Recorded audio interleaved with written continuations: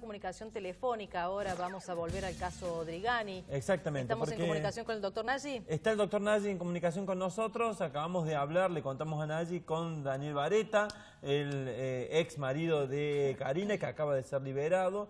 Nos ha dicho muchas cosas, pero entre las cosas que nos ha dicho es que él personalmente, pese a que reconoce que hay una investigación que debe resolverlo, considera que Karina fue asesinada. ¿Cómo le va, Nagy? Le transmitimos esta idea y le pedimos a usted que la tome y haga un análisis con la situación de Vareta. ¿Cómo les va? Muy buenas tardes. Bueno, hay que decir de manera preliminar algo. En lo que tiene que ver con la causa judicial, donde se investiga la muerte de Karina Drigani, jamás hubo un detenido. Claro. Jamás hubo un imputado. Estamos hablando de Daniel Vareta, que fue la anterior pareja de Karina Drigani y que fue alcanzado por la mano de la justicia, sufrió una medida de coerción, fue detenido por haber violado una orden de restricción y como probable autor del delito de daño en una escalada de violencia que Karina, estando en vida, había denunciado y lo había sindicado como principal sospechoso.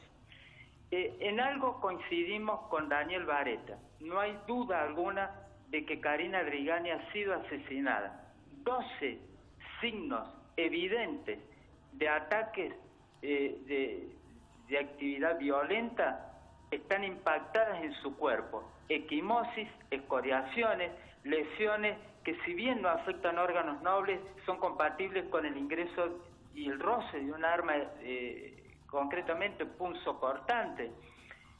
Un perfil que no era suicida, no había ninguna evidencia en cuanto a su personalidad de un estado emocional que lo vincule con la necesidad o con la intención de quitarse la vida. Todo lo contrario, se había aferrado a la vida, pidió protección judicial. El mismo día en que ella desaparece había concurrido a la Fiscalía a pedir que se incremente el nivel de custodia. Evidentemente que si a esto le sumamos que no hay presencia de fármacos en sangre, ni de alcohol, ni monóxido de carbono, ni cocaína, ni marihuana, ni barbitúrico, ni anfetamina, sino simplemente un ansiolítico que produce apenas un efecto relajante, aún en grandes dosis. Todo indica que a 57 kilómetros, a 50 kilómetros del lugar donde concurrió esa tarde, llevado por su última pareja a cumplir una actividad laboral, aparece finalmente muerto. La sospecha se cierne sobre una sola hipótesis, la criminal. En este sentido, y viendo a lo que usted planteaba originalmente, uno entiende, y así lo dicen las fuentes judiciales, que la fiscal Balestrini, que no es una fiscal propensa a liberar a personas detenidas después de tomar medidas de coacción, como la prisión, en este caso por Vareta, ha ido chequeando una a una las denuncias por amenazas que Drigani había hecho en contra de él, ¿no? Diciendo que él había tenido que ver en el incendio de la casa, en las pintadas en la casa, en llamados telefónicos y demás. Con esta decisión de la fiscal de dejarlo en libertad, ¿usted cree que, porque usted también creía en su momento que Vareta tenía que ver con estas amenazas, ¿usted sigue creyéndolo o ya lo ha descartado y cree que hay que buscar por otro lado al autor de las amenazas? Lo que dije en su momento lo sigo sosteniendo hoy. Desconfío de todos. Bien. Hay un nivel de prioridad y de sospecha y la he concretado y lo he volcado concretamente en el expediente en mi calidad de querellante. He solicitado formalmente la detención de Hugo Salas, la última pareja, la última persona que dio con vida y estuvo junto a Karina Drigani, sin descartar de que puede llegar a corroborarse algún grado de responsabilidad en relación al hecho con respecto a Daniel Vareta. Bien. Pero esto no significa formular ninguna acusación. El hecho de que haya sido liberado de ninguna manera excluye la posibilidad de que siga siendo investigado. Está claro. Por la muerte de Karina Drigani. Está en proceso de investigación y usted ha dicho algo muy correcto. No es una fiscal propensa a liberar fácilmente a personas sobre las cuales ha ordenado la detención. Pero ser violento, ser obsesivo, haber realizado, inclusive en caso de haberse comprobado, actos que han generado daño, que han colocado en un nivel de desesperación a la víctima, no lo convierten en asesino.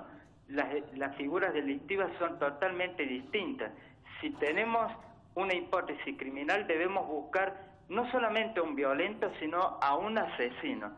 Y nos falta el asesino, nos falta la persona que pudo haber intervenido en este acto que terminó con la vida de Karina. ¿Cómo sigue la causa, doctora, ahora que no ha quedado ninguna persona ni detenida ni imputada por la muerte de Karina, no? Es que la causa sigue en el mismo estado en que viene desarrollándose desde el día 3 de mayo. Nunca hubo un detenido en esta causa, sino en una causa conexa. Se están esperando unos informes de la UBA, de la Universidad Nacional de Buenos Aires. Se ha pedido una autopsia psicológica, un estudio retrogradado a los fines de confirmar o descartar si tenía personalidad depresiva, si tenía una conducta emocional compatible con quien tiene una ideación de quitarse la vida, y se siguen relevando nuevas líneas, concretamente testimonios, la revisión de todas las antenas telefónicas. Se sigue trabajando en la tarea de investigación. La última de mi parte, Nayi, usted ha sido claro, usted pidió en concreto la detención por el homicidio. No hablamos de las amenazas, ya lo hemos aclarado nosotros y lo aclaró usted.